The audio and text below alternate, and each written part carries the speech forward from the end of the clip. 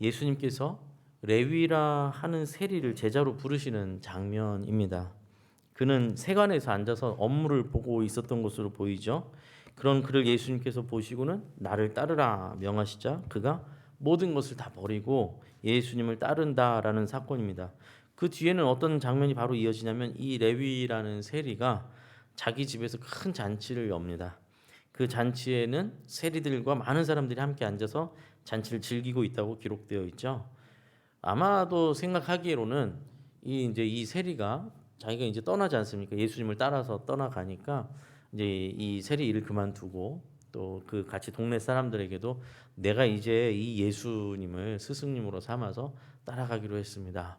여러분 그동안 뭐 감사했습니다. 인사하는 시간이기도 했을 것이고 또 하나는 생각되는 것은 아마도 또 그 시간을 빌어서 예수님을 사람들한테 이렇게 소개시켜주고 싶었던 그런 마음도 있지 않았을까 싶습니다. 예수님과 예수님의 제자들이 그 잔치상에 같이 이렇게 참여하고 있는 것을 볼 수 있게 되는데 그런데 거기에 갑자기 바리새인과 서기관들이 등장하죠. 그리고 그들이 이제 예수님의 제자들을 비난하는 장면이 나옵니다. 그들은 이 잔치에 들어와 있는데 이 잔치집에 들어와 있는 것으로 보이는데 그렇다고 이 잔치상에 동참하고 있는 것은 아닌 것이 분명해 보입니다. 왜냐하면 그들이 뭐라고 비난하냐면 너희가 어찌하여 세리와 죄인들과 함께 먹고 마시느냐. 이제 그 한 같은 잔치상에서 어떻게 저 세리들과 함께 먹고 마시느냐 이렇게 이제 비난을 한단 말이죠. 그들이 같이 상에 앉아서 먹으면서 이런 말은 못할 거 아니에요. 잔치에는 와 있으면서 지금 그 잔치상에 앉아서 먹고 마시는 제자들을 비난하고 있습니다. 근데 사실은 이거 뭐 제자들을 비난하는 게 아니죠. 궁극적으로 따지고 보면 제자들을 비난하는 것처럼 보이지만 사실은 예수님을 겨냥해서 하는 비난이죠. 예수님한테는 대놓고 말 못하고 애꿎은 예수님 제자들한테 왜 너희 스승 예수는 죄인들과 겸상을 하고 저 죄인들과 함께 친구처럼 저렇게 식사하냐 이제 이렇게 뭐 어떻게 보면 시비를 거는 거기도 하고요. 어떤 문제를 삼는 것이죠. 왜 이 사람들은 이렇게나 세리를 무시하는 걸까 생각해 볼 때 당시 세리는 저희가 지금 알고 있는 이런 세를 징수하는 어떤 행정 직원의 개념이 아니라서 그렇습니다. 당시 로마의 통치 아래 있었던 이스라엘 안에서 유대인으로서 세리 일을 하고 있는 것은 이제 유대인들의 이스라엘 사람들의 세금을 쥐어짜서 로마에 상납하는 또 그 과정에서 자신들이 한몫 챙기는 그런 이제 매국노 앞서 있는 매국노 집단이라서 그 사람들에게 당연히 미움의 대상일 수밖에 없죠. 뭐 우리 일제강점기를 생각하면 일본 순사 한국인인데 일본 순사라고 생각하면 딱 이제 이해가 되죠. 그 공권력을 이용해서 굉장히 괴롭게 만드는 그러니 사람들이 이스라엘 사람들에게 있어서 세리는 단순하게 세금을 징수하는 사람이 아니라 아주 천하의 나쁜 놈입니다. 그래서 이제 성경을 읽어 보시면 세리를 부를 때 꼭 묶어서 이렇게 표현하는 걸 봅니다. 세리와 죄인, 세리와 창녀 이렇게 불러요. 그러니까 이제 같은 선상에 놓고 보는 겁니다. 창녀와 같은 선상에서 놓고 부르는 것이죠.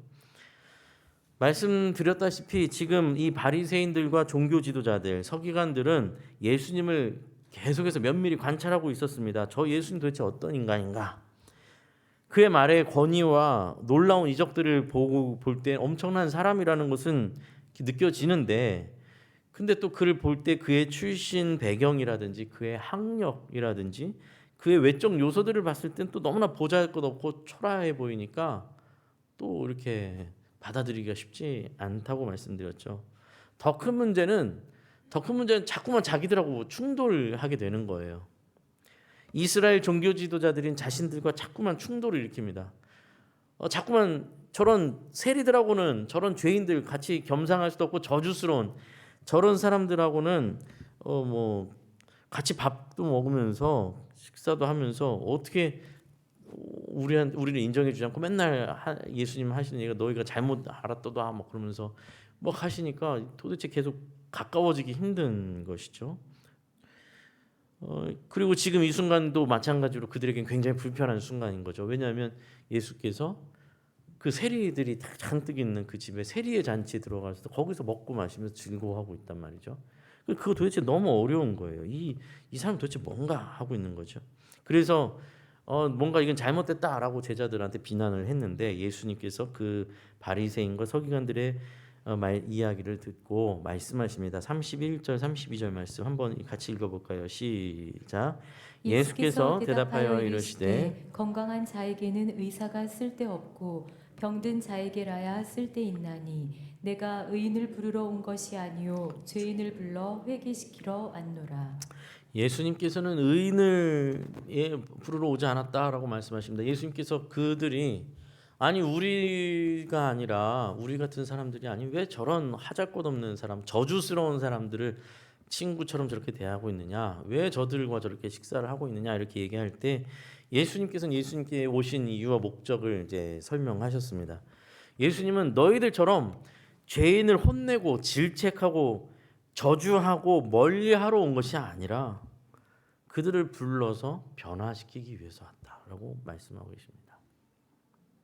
오늘은 이 사건을 조금 더 깊이 이제 생각해 보고자 하는 것입니다, 여러분. 제가 이제 이 배경 설명을 드리면서 한 가지 이야기하지 않은 내용이 있는데요. 지금 본문에서 계속 등장하고 있는 이 주인공처럼 등장하고 있는 레위라 하는 세리에 대해서 얘기를 좀 더 해야 됩니다. 이 사람 이름이 오늘 보니까 레위라고 이제 밝혀지고 있죠. 레위라고 하는 세리입니다. 근데 사실 레위라는 이 사람은 우리에게는 다른 이름으로 더 다른 별칭으로 더 많이 익숙하게 알려진 사람입니다. 누굴까요? 마태입니다. 아, 네. 역시 우등생은 어디나 있습니다. 마태입니다. 마태. 마태복음을 기록한 마태, 예수님의 제자하고 사도가 된 마태가 바로 이 레위였습니다. 그 마태의 이름이 레위였다는 게 여기서 드러나는 것이죠. 그러니까 오늘 저희가 본 이 장면은 마태복음을 기록한 이 마태를 예수님께서 제자로 부르시는 장면이죠. 그리고 그의 이름이 본명이 레위였다는 것을 알 수 있는 대목이기도 합니다. 근데 이 레위 마태, 뭐 레위죠, 세리이면서 레위 마태가 세리 중에서도 꽤 능력 있는 사람이라는 것을 저희가 이제 알 수 있어요. 이 상황을 보면서요. 왜냐하면 그가 지금 일하고 있는 이 자리가 어디냐면 가버나움이거든요. 가버나움이라는 도시에 세관에서 일을 하고 있어요. 우리가 가버나움에서 일한다 그러면 뭐 별로 그게 뭔데라고 생각할 수 있지만 이 당시에 가버나움에서 세관을 하고 있으면 굉장히 유능한 사람이에요. 왜냐하면 가버나움이라는 지리적인 위치가 지중해에서 무역 상인들이 배를 타고 지중해에서 이스라엘에 도착하면 거기서부터 이제 큰 도시로 연결된 제일 가깝게 큰 도로로 연결돼서 도착하는 도로가 다메섹인데 다메섹에 가는 그 중간길에 세관이 있는데 거기가 가버나움이거든요. 그러니까 이 가버나움에서의 세관이라는 건 따지고 보면 오늘날로 따지고 보면 인천 부두에 연안 부두에 배가 오고 온갖 나라에서 막 배가 와서 물건을 싣고 무역상들이 이동을 할 때 중간에 세를 매기게 되는데 서울로 가는 그 길, 그죠? 인천에서 서울로 가는 그 유일한 길에 딱 세관이 앉아서 세를 걷는 그 자리가 바로 이 레위 마태의 자리였던 거죠. 그리고 아까 말씀드렸다시피 세를 더 부과해서 착복하는 일들이 아주 흔한 일이었기 때문에 그 자리는 뭐 소위 요즘 말하는 꿀 자리 뭐 이런 거죠. 어마어마하게 돈을 버는 자리인 거예요. 그 사람 이 레위 마태가 돈을 많이 벌 수 있는 자리뿐만 아니라 굉장히 또 유능하고 똑똑한 사람일 수밖에 없는 것은 뭐냐면 그 길이 다양한 민족 사람들이 무역상들이 다 들어와야 되는 길이거든요. 그래서 기본적으로 최소한 이 성경에 쓰여 있는 헬라어를 능숙하게 할 수 있을 뿐만 아니라 당시에 공용어로 쓰고 있었던 그 지역이 공용어로 쓰고 있었던 아람어, 그리고 유대인으로 태어났기 때문에 히브리어, 기본적으로 히브리어를 하고요. 또 로마의 직속의 세리로 일하고 로마에 가서 뭐 해야 되기 때문에 로마 라틴어까지 하는 기본적으로 4개국어를 능숙하게 이제 하는 사람이에요. 뭐 더 했을 수도 있죠. 더 많은 언어를 했을 수도 있죠. 굉장히 똑똑한 사람이라는 것이죠. 그러니 그가 따지고 보면 유능한 사람이고 부유한 사람입니다. 뒤에 나오는 잔치 내용도 보면 많은 동료 세리들을 불러 모은 것을 볼 수 있죠. 그가 이 세리 안에서도 굉장한 이제 지위가 있는 사람이라는 것도 알 수 있게 됩니다. 문제는 그가 물질적으로는 이제 먹고 사는 문제에 있어서 자유로운 상황이 되었을지라도 그렇다 할지라도 그는 결국 세리였다라는 것입니다. 그는 민족의 배신자였고 사람들은 그 세리 앞에서는 당연히 손해를 보지 않기 위해서 그 앞에서는 뭐 기분이 나빠도 눈치를 보지만 공공연하게 모두 알고 있는 것, 그 뒤만 돌아서면 침을 뱉고 뒤를 돌아서면 침을 뱉고 저주를 하고 경멸하는 대상이 바로 그 세리였거든요. 그러니까 그 자리에 지금 레위 마태가 있는 겁니다. 누구보다도 이런 상황을 모를 리 없는 사람이죠. 근데 여기서 아주 흥미로운 사실은 그의 이름이 오늘 본문에서 레위라고 밝히고 있다라는 거죠. 레위라는 이름은 굉장히 어색한 이름입니다. 이 자리에 굉장히 안 어울리는 이름이죠.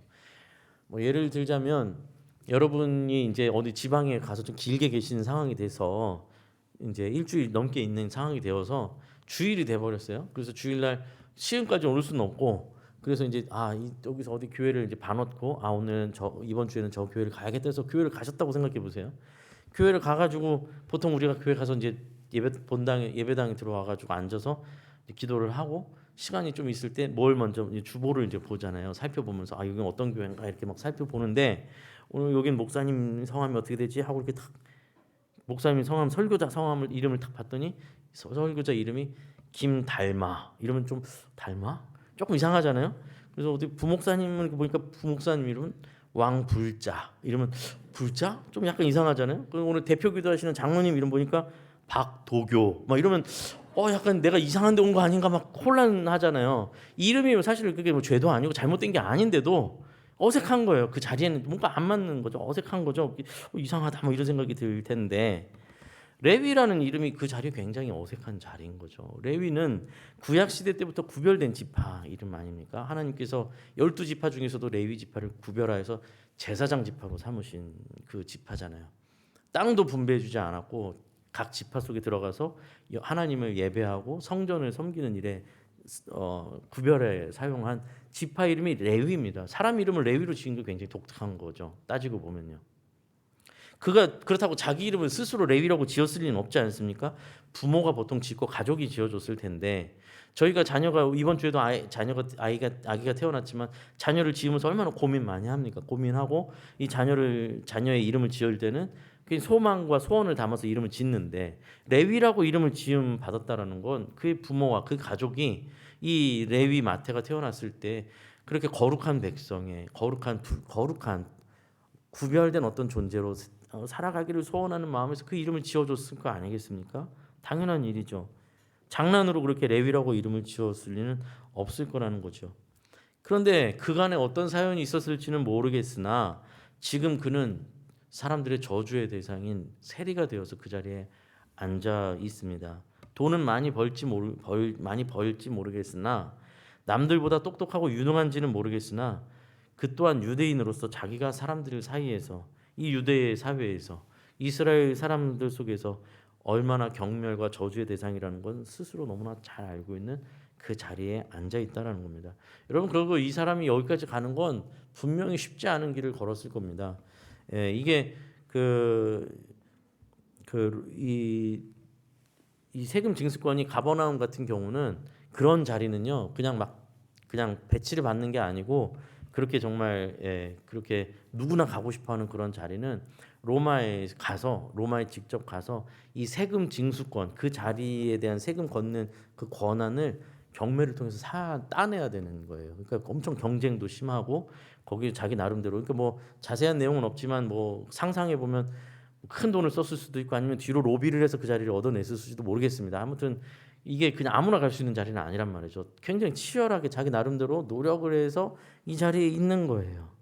그리고 이제부터는 그 삶이 그냥 로마와 크게 부딪힐 일만 없다면 앞으로 이제 죽을 때까지 보장된 편안한 삶을 노후가 보장돼 있는 삶을 살아가는 그런 자리에 있는 것입니다. 그래서 그가 그 자리에 앉아서 그 세금 거두면서 또 착복하면서 행복하다. 난 이대로만 평생 쭉 건강만 해치지 않고 끝까지 가면 되겠다. 이런 마음이었을까요? 만약에 그가 그런 마음이었다면 오늘 이 사건은 사실 일어나지 않았을 사건이에요. 왜냐하면 여러분 예수님께서 그렇게 매우 만족스럽게 오늘은 또 얼마나 뜯어낼 것인가 내가 얼마나 챙길 것인가 이렇게 살고 있는 그 레위 마태가 지나가다가 예수님께서 우연히 지나가다 그를 보고 만나시고는 그에게 나를 따르라 했더니 그가 갑자기 막 벌벌 떨면서 무슨 뭐 최면술에 걸린 것처럼 갑자기 강력한 기운에 자기가 어떻게 저항할 수 없이 네 하고 이렇게 일어나서 따라왔다? 이거는 성경을 좀 무리하게 이해하고 해석하는 겁니다. 예수님께서 사람을 그런 식으로 부르시지 않으시거든요. 그가 세간에 앉아서 여느 때와 같이 일을 하고 있었겠지만 그의 마음속에서 이미 하나님께서 일하고 계셨다라는 것이죠. 그의 마음 깊은 곳에서 고민과 괴로움과 채워지지 않는 갈증과 갈망 속에 있는 그 상태에서 예수님께서 그를 불러내신 것이다라는 것이죠. 그리고 예수님께서 나를 따르라 하시는 이 말씀에 이 모든 것들을 내가 여지껏 쌓아 올렸던 모든 것들, 그러나 그 자리에 정작 앉아 있어 보니 정작 허망한 것들, 가진다고 풍요로울 줄 알았으나 가진다고 더 빈곤해져 버리는 그 마음들, 누릴수록 불편한 이해할 수 없는 모든 것들을 다 내려놓고 예수님을 따르기로 한 것입니다. 오늘 저희가 집중하는 것은 그 레위 마태와 예수님 사이에서 일어난 이 부르심의 이 일에 대해서 조금 한층 더 깊이 좀 생각을 해보자라는 것입니다. 제가 지금 저희가 이 예수님의 행적을 계속 쫓아가면서 읽고 있잖아요. 그 나름대로 제가 이렇게 설명을 하고 있는 부분들은 학교에서도 공부를 배울 때 곱하기 배우기 전에 덧셈 뺄셈부터 배워야 되는 게 맞잖아요. 덧셈 뺄셈을 배우고 곱하기를 배우고 뭐 나중에 미분적분 배워가는 것처럼 단계가 이렇게 있어요. 그 저희가 지금 이렇게 말씀을 읽어온 과정 속에도 나름대로 제 나름대로는 이게 좀 더 심층적으로 나아가는 어떤 과정이기도 한데요. 저희가 지금까지 이제 최근에 읽어왔던 내용을 다시 한번 생각해 보자면 예수님께서 사마리아 여인을 만나신 사건도 저희가 봤었고 또 예수님께서 베드로의 배에 오르셔서 말씀을 전하시고 베드로를 제자로 부르시는 사건도 함께 봤어요. 그렇죠? 그러면 이 내용들을 알고 있는 우리는 지금 이 사건이 예수님께서 우연히 가버나움을 지나가다가 그죠? 업무를 또 우연히 보고 그날 업무를 보고 있었던 레위라는 사람과 눈이 우연히 이렇게 마주쳤고 우연히 눈이 마주쳤는데 예수님께서 야, 너 참 눈빛이 마음에 든다. 나와 함께 가자. 이랬더니 그가 뭐야 무슨 전율을 일으키면서 피리 부는 사람이 막 쫓아가는 아이처럼 막 홀린 듯이 쫓아가는 사건이 아니라는 걸 이제쯤은 이해하고 계실 거 아니에요. 그렇죠? 지금까지 우리가 말씀을 무슨 사건입니까? 이게 그러면 예수님께서 레위 마태를 부르시러 찾아간 사건인 거죠. 그렇죠? 레위 마태를 찾아가신 사건이에요. 그가 있는 곳으로, 그가 고통스러워하고 있는 그 자리로, 그가 이게 뭔가 하고 있는 그 자리로 앉아서 세를 모든 것이 보장되어 있지만 이 보장된 것이 오히려 더 괴롭고 허망한 그 상태에 있던 그 레위 마태를 찾아가신 사건입니다. 우리가 이 사마리아 여인 베드로 오늘 이어서 레위 마태 사건을 같이 보기 때문에 이 레위 마태를 부르시고 일으켜 세우시는 사건 속에서 좀 더 사건의 본질을 깊이 생각할 수 있는 자리까지 저희가 온 거예요, 여러분. 저는 참 기쁩니다. 여러분, 이제 좀 어려운 질문으로 그러면 본질로 한번 질문해 보겠습니다. 예수님이 부른 자는 도대체 누구일까요? 좀 갑자기 뜬금없는 얘기죠. 예수님이 말을 건 그는 도대체 누구일까요? 예수님은 사람들의 눈을 피해서 그 태양의 뜨거운 아래, 태양빛 아래 사람들과 마주치고 싶지 않아서 사람들의 눈 앞에 드러나고 싶지 않아서 아무도 오지 않는 그 뜨거운 태양빛 아래서 우물물을 기르러 온 여인을 찾아오셨잖아요. 그리고 그녀와 대화를 막 나누십니다. 대화를 나누시고 그 여인, 5 남자를 지나서 6번째 남자도 남편이 되지 못했던 그 괴로운 여인, 현실의 문제, 죄의 사슬 속에 눌려서 어떻게 거기서 벗어날 수 없었던 그 괴로워하는 여인, 그 여인을 찾아오셨던 예수님께서 결국 그 여인을 통해서 부르신 여인은 도대체 누구냔 말이죠. 밤새 그물을 던졌으나 아무것도 얻지 못했어요. 내 모든 지식과 내 모든 능력을 총동원했는데도 아무것도 되지 않았어요. 아침에 들어서 포기하고 그물을 씻고 있었던 베드로의 그 배에 예수님께서 올라타십니다. 그리고는 저 깊은 데 가서 그물을 던지라고 말씀하시죠. 베드로가 가서 거기다 그물을 던졌더니 그물이 찢어질 정도로 물고기가 잡힙니다. 그러자 그 앞에 벌벌 떨면서 베드로가 엎드리죠. 그럼 예수님 앞에 뭐라고 말합니까? 주님, 나를 떠나십시오. 제발 나를 떠나주십시오. 나는 죄인입니다. 라고 벌벌 떱니다. 예수님은 그에게서 그 엎드려 떨고 있는 예수 나를 제발 좀 떠나주십시오라고 하고 있는 그 베드로에게서 누구를 불러내신 겁니까? 예수님은 자신이 철저히 빛 앞에 서자 내가 어둠인 걸 깨닫고 예수님을 딱 신적 예수님을 만나자 내가 얼마나 큰 죄인인지를 깨닫고 엎드려서 벌벌 떠는 두려움을 떨고 있는 베드로, 저는 죄인입니다라고 자기를 고백할 수밖에 없었던 그 베드로에게 예수님께서 제 정의를 내려주신단 말이에요. 무서워하지 말라. 이제후로는 네가 사람을 취하는 사람이 될 것이다. 저는 죄인입니다라고 하는데 무서워하지 마라. 이제부터 너는 사람을 취하는 사람이다라고 다시 선언해 주신다라는 겁니다. 베드로의 존재를 다시 정의 내려 주셨다라는 것이죠. 엎드려 죄의 무게에 눌려서 감히 예수님을 상종할 수 없었던 두려워하는 베드로에게 예수님께서 만드실 베드로, 물고기가 아닌 사람을 취하는 영혼 구원의 어부가 될 베드로로 만드시겠다라는 하나님의 약속이라고도 말씀드렸죠. 그렇게 베드로를 실제로 만들어 가실 거라고. 그래서 훗날 베드로가 예수님께서 십자가에 달리시기 전에 너희가 다 나를 떠나리라 할 때 절대 그런 일 없습니다. 네가 나를 3번 부인하리라. 제가 죽는 한이 있어도 그런 일 없습니다. 막 자신만만했던 베드로.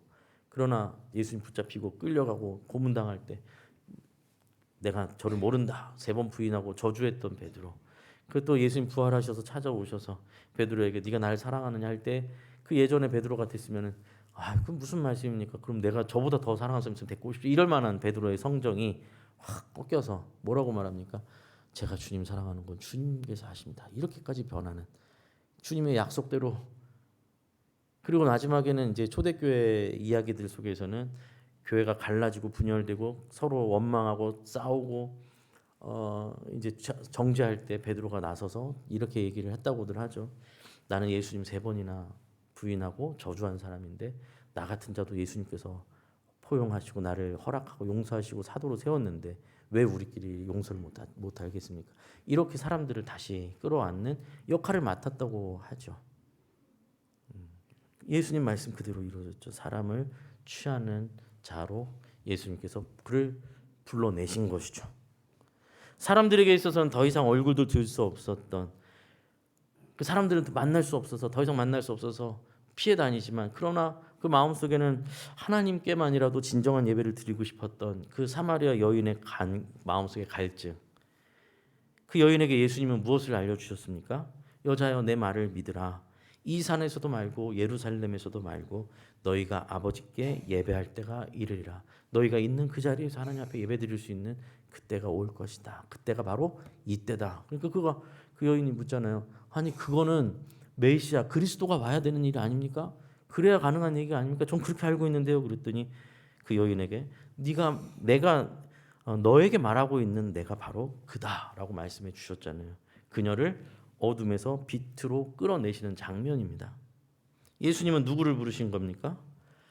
복잡한 남녀의 관계 속에서 사로잡혀 어쩔 줄 모르고 있는 그 여인을 그 여인 자체를 불러내신 겁니까? 아니면 그 괴로움 속에 있으나 참된 예배를 소망하고 그리스도께서 오셔서 이 모든 괴로움의 근원을 회복시켜 주실 것을 기대하고 소망하고 있는 그 여인을 불러내신 겁니까? 당연히 후자의 여인이죠. 여러분, 우리가 예수님을 만난다라는 것은요, 그분이 우리를 만나 주시는 사건이잖아요. 그렇죠? 우리가 예수님을 만난다라는 건 그분이 우리를 만나 주시는 사건이에요. 예수님이 우리를 부르시고 구원하시는 것은 우리 쪽에서 노력해서 성취해서 도달하는 일이 아닙니다. 우리가 열심히 노력해서 성취해서 예수님께 도달하는 것이 아니고 하나님께서 예수 그리스도를 통하여 우리를 되찾으시는 자리예요. 그 자리는. 그렇죠? 하나님께서 찾으시고 회복시키시고 만들어 가시기 위해서 부르신 그 사람, 사마리아 여인이든 베드로이든 세리 마태이든 또 그것이 우리이든 지금까지 죄 가운데 살았고 앞으로도 죄 가운데 계속해서 살 그 사람을 부르시는 것이 아니죠. 그 옛사람은 죽게 되는 것입니다. 예수께서 부르실 때 옛사람은 죽고 그 안에서 새 사람을 불러내시는 것이죠. 그렇죠? 예수의 부르심이 그 옛사람을 죽이는 겁니다. 예수님이 부르신 사마리아 여인은 더 이상 사람들의 눈을 피해서 우물가를 오는 죄 많은 여인이 아니라 물동이를 막 던져놓고 마을로 막 달려가서 사람들을 막 부르면서 외치잖아요. 내가 그리스도를 보았다. 나랑 이 대화를 한 사람이 메시아가 아니면 도대체 누구냐? 막 소리를 지는 여인이 되었죠. 예수님이 부르시는 베드로는 더 이상 엎드려서 주님 나를 떠나십시오. 나는 죄인입니다. 견딜 수가 없습니다 하는 괴로운 어부가 아니라 예수님과 동행하며 동거동락하며 훗날 사도로 굳게 세워질 제자, 바로 그 베드로를 주님께서 부르신 것입니다.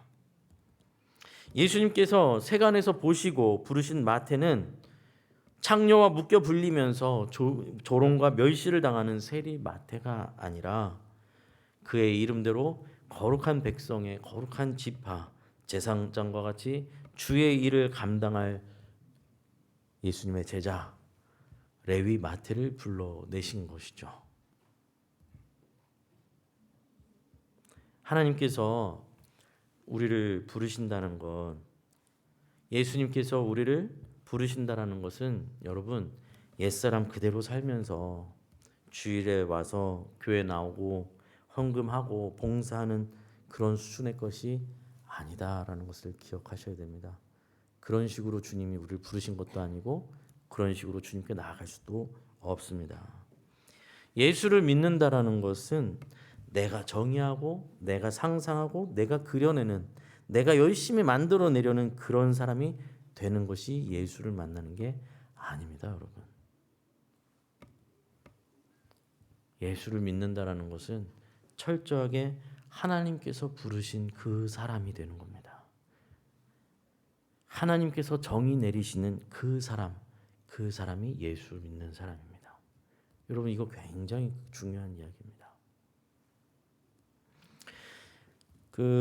이제 중국에서 유학생 생활할 때 중국에 있는 한국인 유학생들하고 비전 트립 선교 여행을 많이 다녔는데 몽골 지역에 갔을 때 이야기입니다. 몽골에 가면 이제 몽골 그 초원에 몽골 사람들은 이제 유목민으로 이렇게 이동하면서 살잖아요.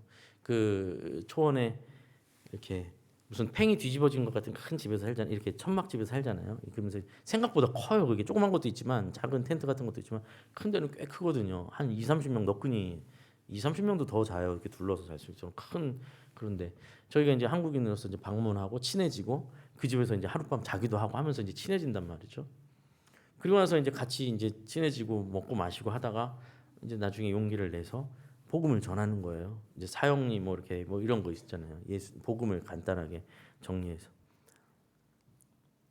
그 이제 같이 친해졌던 그 몽골인 가족이 설명을 들어요. 이 복음 이야기를 들어 예수님 이야기를 막 들어요. 그랬더니 좋아해요. 그 막 신나잖아요. 저희도 막 신나니까 막 설명해요. 그 마지막에 가면 이제 그거 있거든요. 당신이 믿으시겠습니까? 받아들이시겠습니까? 그렇게 탁 떨리는 마음으로 그걸 물어볼 때 얼마나 떨리겠어요. 받아들이시겠습니까? 믿으시겠습니까? 했더니 웃으면서 너무 좋네요. 받아들이겠습니다. 그러는 거예요. 가족들이 다. 그 얼마나 막 흥분돼요. 막 기쁘고 막 와 막 그러면서 그러면서 막 기도하고 같이 기도하고 너무 막 다들 막 격앙된 상태로 기쁜 상태에서 자 그러면 우리는 이제 떠나가야 되니까 여러분이 이 말씀을 이 이야기가 자세히 기록되어 있는 성경을 드리겠습니다. 성경책을 딱 드리니까 너무 고마워해요. 고맙다고 이 성경 이게 말씀 이 책 열심히 읽어보겠다고 하면서 기쁘게 받아요. 그래서 막 저희가 막 너무 기뻐하는데 그래서 내가 이거 잘 보관하겠다고 하면서 이렇게 딱 뒤로 돌아가지고 뒤에 선반 위에다 이렇게 올린단 말이에요. 선반 위에 이렇게 올리는데 옆에 것들을 이렇게 치우면서 거기 옆에 딱 귀하게 이제 올려요. 근데 옆에 이렇게 치우는 거 보니 옆에 이렇게 다시 재정리를 하는데 성경책 옆에 보니까 달신, 별신, 뭐 초원의 신 이 상에 이렇게 다 이렇게 이제 예수라는 신도 거기 옆에 이제 하나 딱 올려놓은 거예요. 예, 좋은 거예요. 특히 들은 좋은 얘기. 예수님이 우리를 부르신 건 그렇게 부르신 게 아닙니다. 예수님이 우리를 부르신 하나님이 우리를 부르신 것은 그런 식의 부르심이 아닙니다. 옛사람은 죽는 것입니다. 우리 안에서 새 사람을 부르시는 겁니다. 하나님을 내 입맛대로 믿으려고 하시면 안 됩니다. 내 열심과 열정으로 믿고 있다고 착각하시면 안 됩니다. 우리가 신앙의 길을 걸어간다는 것은요, 여러분, 하나님께서 나를 누구로 부르셨는지를 깨달아가는 여정이기도 한 겁니다. 주님께서 나를 부르셨는데, 그래서 내가 주님을 만난 건데, 나를 도대체 누구로 부르신 건가? 그걸 깨달아가는 과정이에요. 내가 상상하고 내가 꿈꾸고 내가 소원하는 것, 내 평생의 소원을 이루기 위해서 주님께 기도하는 그러려고 주님을 만나는 게 아니고요. 내가 이루어야 할 것을 이루어주는 무슨 램프의 요정처럼 그렇게 주님이 우리의 주님이 되신 것이 아니고요. 죄 가운데 살고 있었던, 내가 뭐 때문에 이렇게 갈증이 나는지도 알고 있지 못했던, 왜 나는 항상 똑같은 자리에서 넘어지는지 알지 못했던, 나는 왜 이렇게 이걸 해봐도 저걸 해봐도 채워지지 않는 가슴을 갖고 있는지, 왜 나는 왜 이렇게 괴로운지, 도대체 이게 뭔지를 알고 있지 못했던 우리를 찾아오셔서 우리를 불러내신 겁니다. 그 불러내셨을 때는 목적이 있으신 거고, 그 목적이 도대체 나를 왜 부르셨는가? 나는 왜 이런 가정 속에서 태어나게 하셨는가? 나는 왜 이런 환경 속에 나를 부르셨는가? 나는 왜 이런 직업군으로 부르셨는가? 왜 나는 이런 이웃들 속에 나를 부르셨는가? 주님께서 우리를 부르셨을 때 점점 그것을 고민하게 되고 하나님 앞에 물으면서, 하나님, 나는 왜 이런 달란트가 있는 겁니까? 왜 나는 생각보다 이게 더 좋습니까? 나는 왜 이런 고난을 당하는 겁니까? 하나님, 나를 뭘로 만드시려는 겁니까? 하나님, 나를 도대체 어떤 역할을 주시는 겁니까? 이 땅에서의 삶이 도대체 어떤 의미가 있는 겁니까? 여러분이 헤아리고 여러분이 그려내고 여러분이 상상하고 있는 인생을 위하여 하나님이 존재하시는 것이 아니고, 하나님께서 부르시고 하나님께서 목적하시고 하나님께서 회복하기를 원하시는 우리 이 인생을 깨달아가는 게, 그것이 인생이고 그것이 신앙입니다. 여러분 이걸 놓치시면 안 됩니다. 물으셔야 됩니다. 내려놓으셔야 됩니다. 내 그림, 내 생각, 내 믿음, 내가 생각하는 믿음 내려놓으셔야 됩니다. 내 믿음도 하나님 안에서 파악돼야 됩니다. 내가 헤아리는 나는 가짜일 확률이 높습니다. 착각일 확률이 높습니다. 대부분 그렇습니다. 아니, 모두가 그렇습니다. 하나님께서 말씀하시는 내가 진짜 나입니다.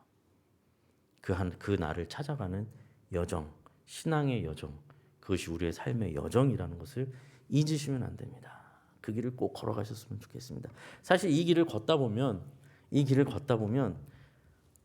낯선 나를 발견하기도 합니다.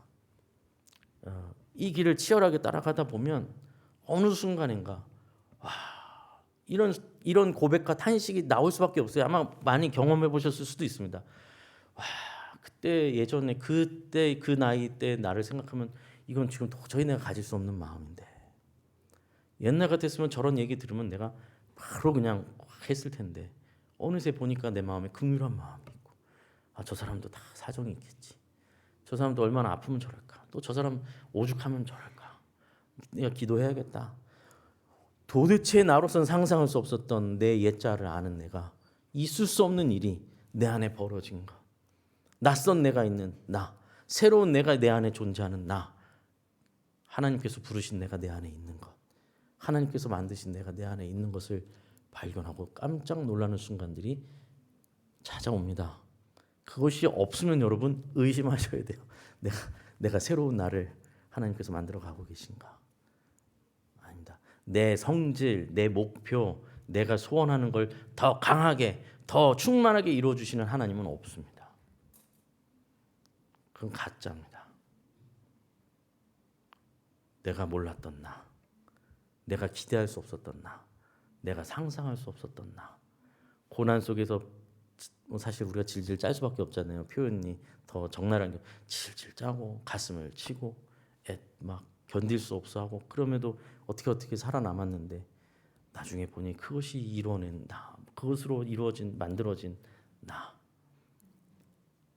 낯선 나. 그러나 그 낯선 나에게 하나님의 헤아리심과 하나님께서 부르신 나, 하나님께서 이게 너다라고 하시는 그 부르심의 나, 그 나를 찾아가시는 여정, 그 여정이 우리의 신앙의 여정인 줄로 믿습니다, 여러분. 그 여정을 함께 걸어가셨으면 좋겠고, 그 여정의 길을 따라서 우리가 예수님을 닮아서 예수님의 뜻을 헤아리면서 살아가는 저와 사랑하는 시흥평안교회 성도님들 되시기를 간절히 소원합니다. 기도하겠습니다. 하나님 아버지, 감사합니다. 주님, 우리를 부르셨고 주님의 부르심 가운데 우리가 여기까지 와 있습니다. 주님, 우리는 얼떨결에, 우리는 어쩔지 모르고, 아버지 하나님, 주님 따라오고 아버지 하나님 주님을 붙들었는데 주님께서 우리를 새롭게 만들어 주시고 주님 이 세상과 다른 세상 속에 속하지 않은 옛자를 버리고 정말로 주님 안에서 새로운 아버지 생명으로 우리를 세워 주셨습니다. 주님 그 부르심에 귀를 기울이게 하시고 내가 만들어낸 나, 내가 소원하는 나를 내 인생을 살아가는 것이 아니라 나를 부르시는 그분의 음성과 그분의 뜻을 헤아리며 살아가는 저희들 되게 하여 주시옵소서. 이제는 우리 주 예수 그리스도의 은혜와 하나님의 무한하신 측량할 수 없는 신비로운 그 크신 사랑과 우리가 무엇인지 우리가 누구인지를 깨닫게 하시려 우리와 씨름하시며 우리를 인도하시며 교통하시는 우리 성령님의 역사심이 이 자리에 나와 주님 앞에 내가 주님 부르신 그 사람이 되기를 원합니다 고백하며 나아가는 여기 있는 모든 하나님의 백성들 자녀들 머리 위에 삶의 터전 위에 이제부터 영원까지 함께 하여 주시기를 간절히 축원하옵나이다. 아멘.